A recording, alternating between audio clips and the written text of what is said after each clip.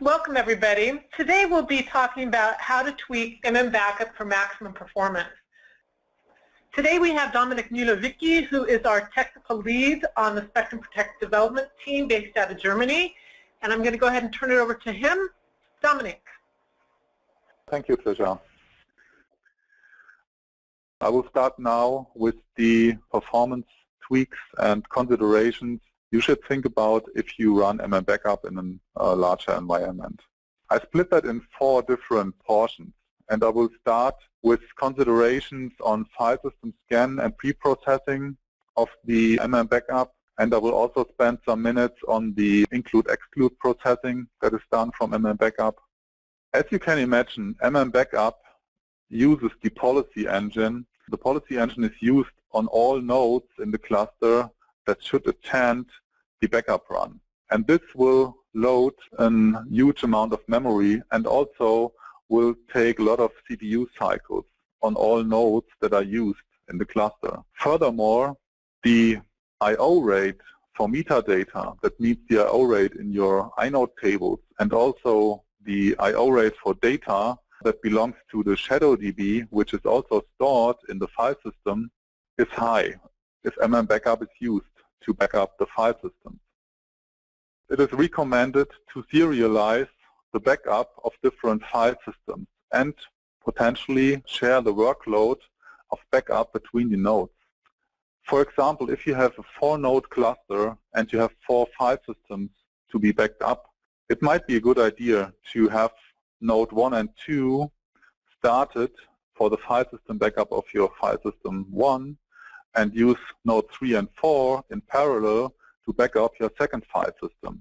And then after your backup for the first file system has finished, you can reuse node 1 and 2 in the cluster to do the backup of your file system number 3 and so on. So with this, you ensure that you can oversee the memory and CPU usage of your compute nodes and can control that.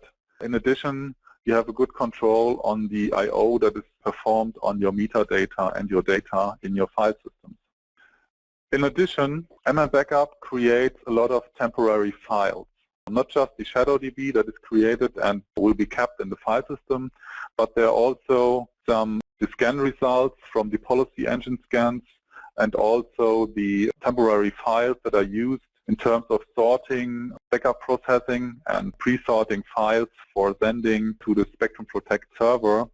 And these temporary files require some space. And you can imagine if you run mmbackup for different file systems on the same nodes at the same time, and you use the same temporary file spaces and local working directories, that they can become full. So you should choose your global and your local working directories wisely and prevent out-of-storage conditions. The best way is to start with only a small number of file systems in parallel, just to see how many temporary data is created and how much space is required. In addition to the temporary files and the local working directories that are used, mmbackup starts a lot of backup sessions to the Spectrum Protect server in parallel. And this can be happened from several nodes in the cluster. Therefore, you should ensure that your network between the Spectrum Protect clients and the Spectrum Protect servers gives you enough bandwidth so that all the processing can be done and your network won't be the bottleneck in your environment. Now I have some general recommendations. The first one is that with each version of Spectrum Scale and with each version of Spectrum Protect, we improve both tools, mmbackup, but also the backup archive client. And with each version, we fix defects and we learn from our customers and improve the functionality. So it's always a good idea to go on the latest versions of these 2 products. Furthermore, you should not mix different OS types in a GPFS or in a Spectrum Scale cluster for backup. So if you have different OS types in your cluster, you should probably decide to run mmbackup just on one of these OS types. And currently supported is AIX, X-Linux, P-Linux, and C-Linux, and you should choose one of those if you have different in your cluster. The rebuild of the ShadowDB takes time because the Spectrum Protect server database must be queried and all the information that is stored in this database has to be transferred over the network to the client. You should reduce the number of rebuilds as good as possible and do that as seldom as possible, just to not spend too much time on these rebuilds. And on the latest slide, I will go deeper into the requirements when you need to rebuild the ShadowDB and when it is not required. This has to do with the return codes of mmbackup, and I will go into that later. Then you should consider that Spectrum Protect has some character limitations. Some of the characters which can't be processed from Spectrum Protect for backup is Control-X and Control-Y. Furthermore, carriage return and the new line character are not supported. So you should ensure that the files you try to back up do not contain such characters. If you have file names or path names that contain quotes, and this is created frequently from Windows machines that work on the Spectrum Scale file system exports. If you have these quotes or double quotes file names, you can use the Spectrum Protect option quotes or literal and combine that with the mmbackup option --no quotes, and the quotes or the double quotes will be backed up then from Spectrum Protect and from mmbackup. The same functionality we have with wildcards, which are contained in file names. In terms of wildcards, you do not need to specify any option for mmbackup. Just the wildcards or literal option of Spectrum Protect will make it work. Then we have some Spectrum Protect processing options which are frequently used if you do not use mmbackup or do not back up GPFS. So we have seen that in many customer environments that, for example, the option subtier yes is enabled. And this option will really kill the performance of mmbackup because mmbackup is working with file lists and it processes entries of these file lists one after the other. So if the first entry of your file list is a directory and you have specified the subtier yes option of Spectrum Protect, the backup archive client will take the directory and will see, oh, I need to back up all subdirectories and all the files in this directory, and will do that. After processing all these files, the Spectrum Protect backup archive client will take the next entry from the file list it got from mmbackup, and this will probably be the first file then in this subdirectory. So you can imagine that this can really hurt your backup performance, and you should definitely disable that. Then there are three other processing options. The first one is quiet, the second one is scroll prompt, and the third one is scroll lines. If these options are specified, mmbackup can really not work. So mmbackup will stop immediately. And if you run a newer version of mmbackup, it will show up with a warning that these options should be disabled. So for the include exclude processing, it is common for many Spectrum Protect customers to use the include and exclude processing and rules excessive. The problem here is that mmbackup has to translate all the include and exclude statements into policy rules for the Spectrum Scale policy engine.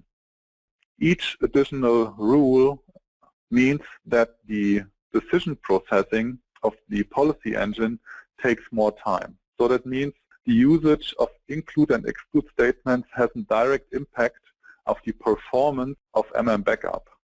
We have written a white paper that gives detailed information how the include and exclude processing should be adjusted to work best with mmbackup. One example is that the exclude dir should be used instead of the exclude command and then followed by a directory tree.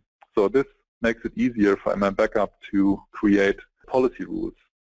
Furthermore, if possible, the include statement shouldn't be used at all. So if it is possible to remove all the includes from the surface stanza for the given file system, that will definitely have a positive impact to the performance of the mmbackup processing.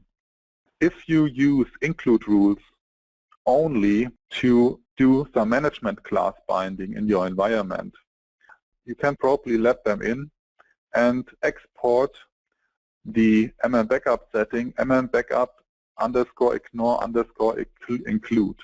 And then mmbackup will just ignore this include, but will not hurt the management class binding of the Spectrum Protect client. So this binding will still work, but mmbackup is not hurt by the additional include rules, and this has no longer an impact then to the performance of the mmbackup processing.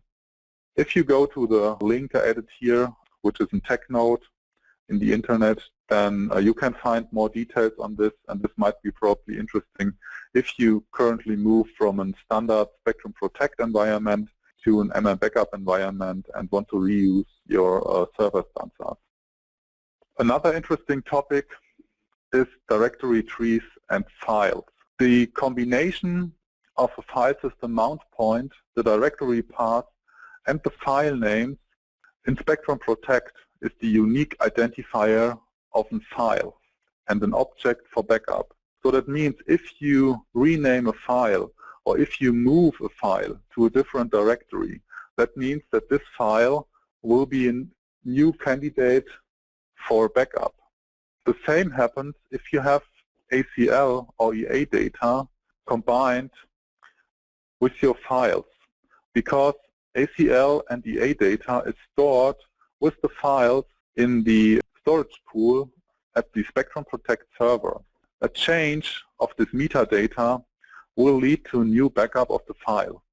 The recommendation here, and I know that it's problematic to implement, but the recommendation is if you have the option to prevent renames or moves of files or directories, this should be prevented. Furthermore, if you use ACL or EA data and metadata, the changes of POSIX attributes and of the ACL and EA attributes should be prevented. The reason why I mention here that the change of POSIX attributes should be prevented as well as that mmbackup relies on the seed time of a file. And if you change POSIX attributes, the seed time of the file will be changed. And then mmbackup will verify if this file needs a new backup. And the combination of a seed time change and the existence of ACL or EA metadata will lead mmbackup to back up this file again, and the file will be sent to the Spectrum Protect server. With newer Spectrum Scale versions, it started with 4.2. Spectrum Scale allows to control metadata updates. You should have a look at the mmchange fileset command, because this is the command that can be used to change the permissions to change metadata. And what you can do here is you can prevent that an ACL or EA metadata can be changed on a file that was set before. This might be a good option to prevent backups just because of ACL and EA changes. Another recommendation is to use snapshots for backup. So that means create a snapshot before you run mmbackup, then run mmbackup based on the snapshot, and you can delete the snapshot afterwards. The snapshot root won't be transferred to the Spectrum Protect server.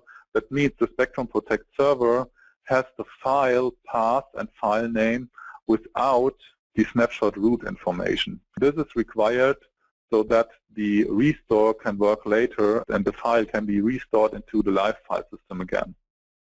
But the usage of snapshots has the positive impact that the failures because of files that were removed or moved in the file system between mmbackup scanned the file system and performed the actual backup. If you can prevent that, you can probably prevent a lot of failures in terms of transaction and get a successful return code from mmbackup. Some with the newer versions of mmbackup, and I think this was added with Spectrum Scale 4.1, some new processing options were implemented. And these were implemented to have the ability to align mmbackup processing much closer to the Spectrum Protect processing. The known parameter -m is replaced with --expire threads and --backup threads, and it specifies how many processes of the backup archive client will be started from each mmbackup on a given node. A second option that was replaced was the mmbackup command line argument -b, and this was replaced by --max backup size, max expire size, and max backup count. This specifies just the size of each file list that is handed over to a given backup archive client process. To follow up on these options, the next topic I want to talk about is the file list processing itself and the consideration to optimize the file list size. As I mentioned earlier, mmbackup processes file lists. That means all the files that changed, all the files that were deleted, and all the files that have updated in metadata will be collected in some huge file lists. For the backup processing itself, these huge file lists will be split into smaller chunks. And for the expiration processing, the size of these smaller chunks is specified with the mmbackup command line option --max expire count. Then it will be handed over to different backup archive client processes and will be processed then from the backup archive client and sent to the Spectrum Protect server. The same happens for files that have to be backed up. The size of these file lists are limited by the backup count. That means the number of entries in each file list, and the backup size. And this means the overall size of files that are put together in one file list.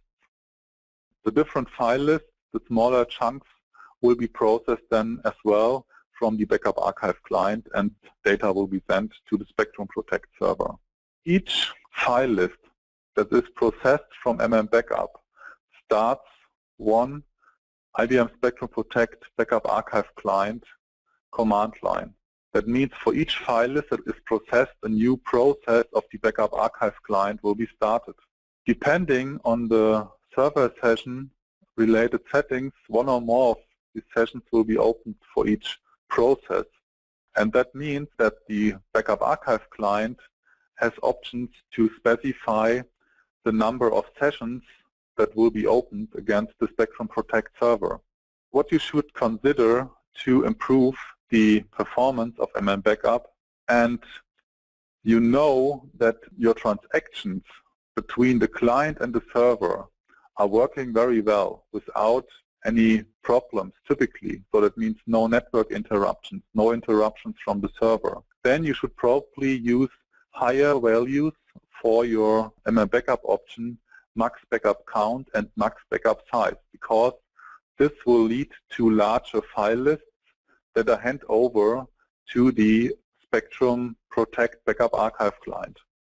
It makes sense to align the setting for the max backup count to the Spectrum Protect server setting txn group max, because both limit the same situation, and it is recommended to use a multiple of your max backup count and align it to the txn group max setting.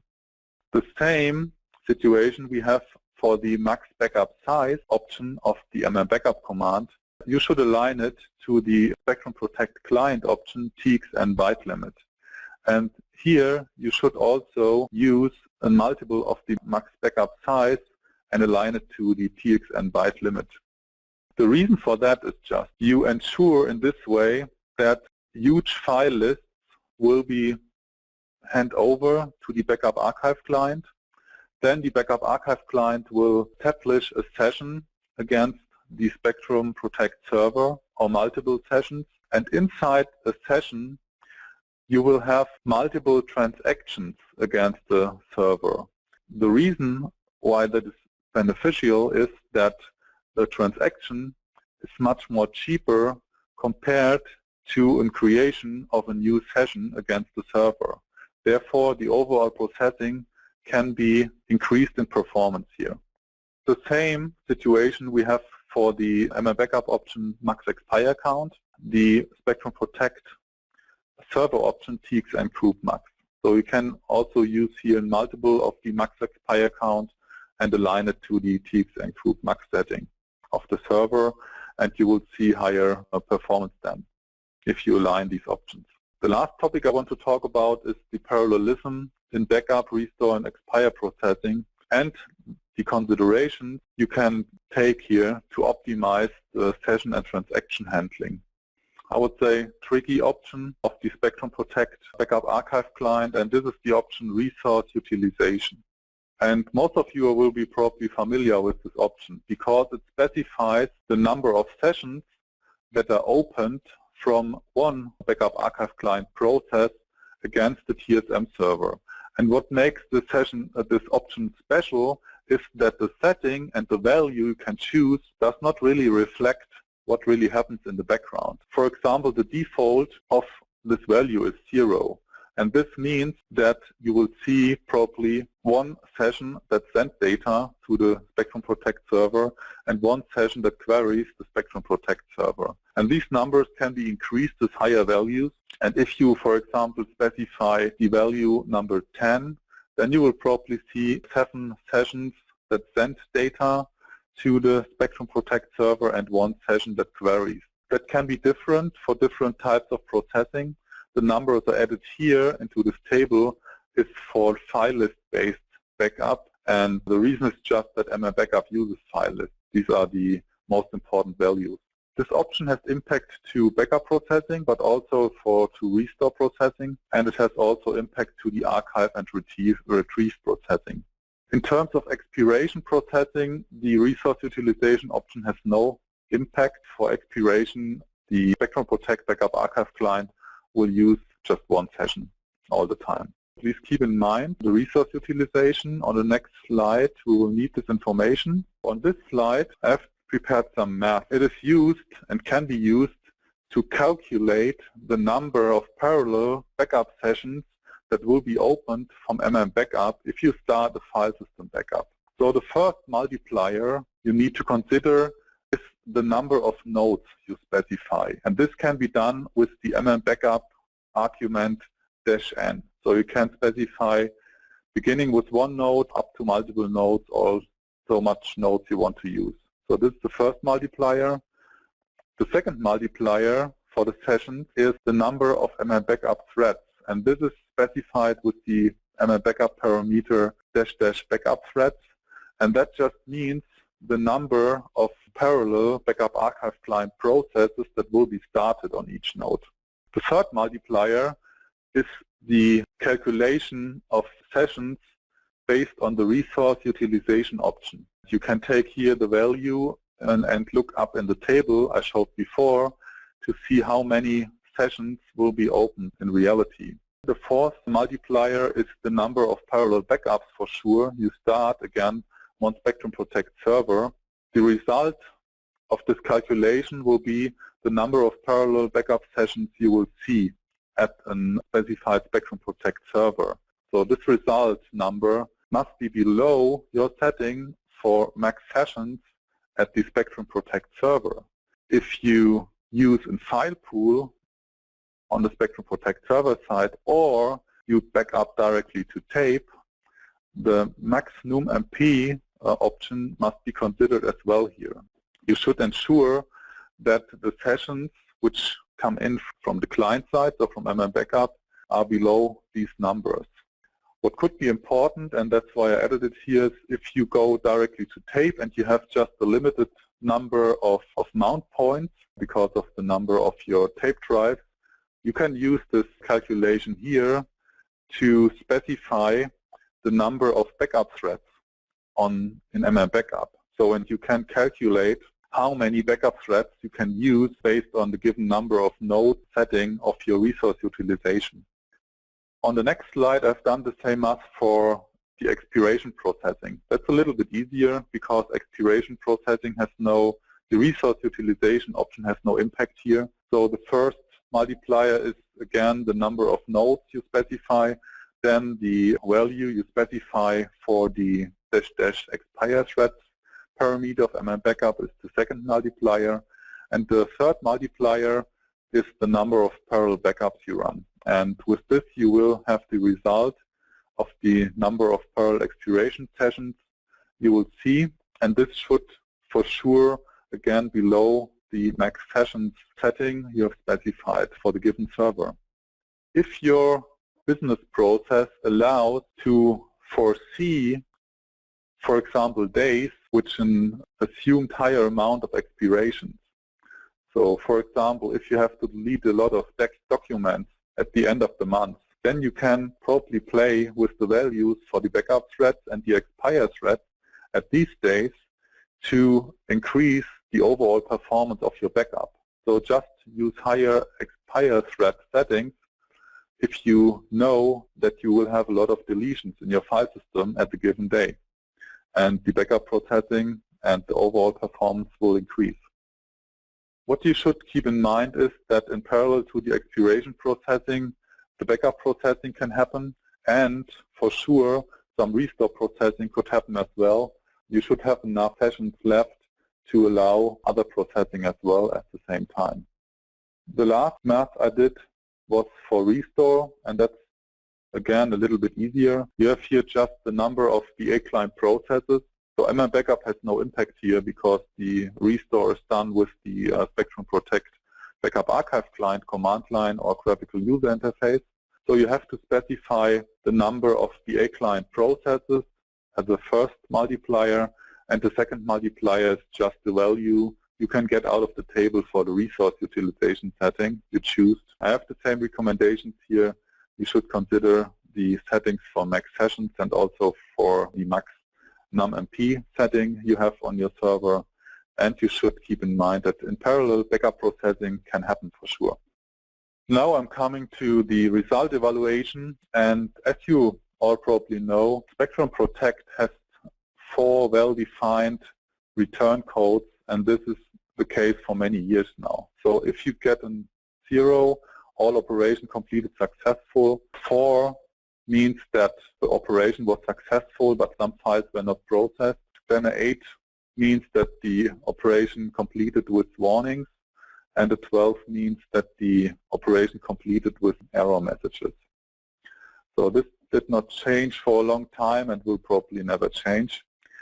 It's a little bit different for mmbackup, and therefore I added these 2 slides here to my presentation. So mmbackup knows the return code 0, 1, and 2. And 0 means everything was perfect and all of your execution was good and all your files are backed up. As a 1 means that Spectrum Protect returned a 4, 8, or 12. So that means a return code 1 from mmbackup can really a severe problem with your backup. If you receive a 1, you should definitely check your DSM error log, probably the audit logging and logs on the server to identify what was going wrong and to ensure that your next backup run will be successful and can return with a 0. If you receive a 2 from mmbackup, that means that you should not longer trust your ShadowDB. As I mentioned earlier on another slide, this indicates that the ShadowDB must be rebuilt or must be repaired. And to do so, there are different options. So one of the things you could do is you could restore a last good ShadowDB from a previous backup, because the ShadowDB will be sent to the Spectrum Protect server always at the end of the backup processing. Or you could for sure do a rebuild of your ShadowDB based on the Spectrum Protect server database by using the --rebuild or -q options of mmbackup. And the last option, but this is very, very expensive, is to do a full backup of your whole file system. And this is probably and hopefully not needed to recreate a new ShadowDB. Okay, then on my last slide, I have just collected some helpful links. One of the links I want to mention here especially is the entry point for the Spectrum Protect performance tuning guide. They are available for server but also for the client, and you can find a lot of useful information here, how to tune the backup archive client, but also information about network tuning and server tuning. So this is probably, in conjunction to this presentation here, useful to have a look at this information as well.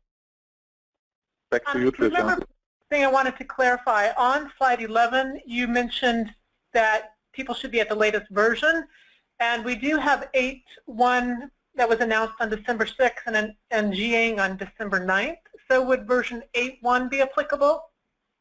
Yeah, and for Spectrum Scale, there was also a new version announced, and the current version is 4.2.2, and it's definitely a good idea to go to the latest version of both Scale and Protect. And were there any enhancements in either of those versions that we should take note of? Yes, so for the Spectrum Protect Backup Archive client, we have improved the command line output of a backup query, and this additional output can be used to pre-order and to sort file lists for an optimized restore processing. This can help a huge amount of the file system have to be restored. You can use this information to do some pre-sorting and to improve the restore performance based on this. Great. Well, thank you so much, Dominic.